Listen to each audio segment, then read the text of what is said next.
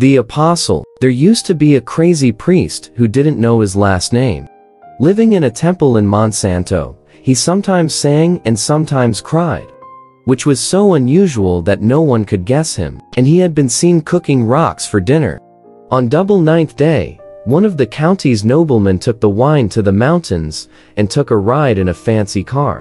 After drinking wine and walking past the temple, I arrived at the door only to see the mad monk, barefoot in a ripped gown, holding a large yellow umbrella on his own, and learning to clear his name to the emperor. Coming out of the temple, which was very taunting of the rich man, the nobleman was humbled and infuriated, commanding his servants to chase down and hurl insults at the priest. The priest laughed and turned and ran backwards. The servants chased after him so quickly that the priest threw the umbrella he had struck.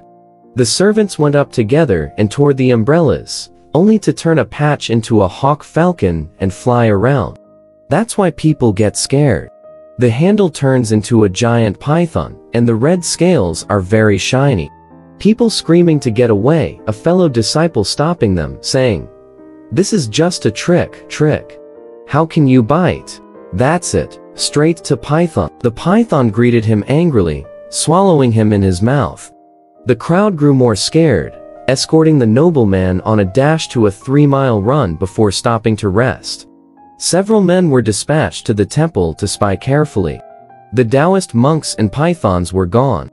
Just about to go back, they were terrified to hear the smell of a smoldering donkey inside the old pagoda tree. The old pagoda tree was not dared to approach at first, but was slowly hidden away, and it was decaying, empty in the middle, with a hole the size of a plate.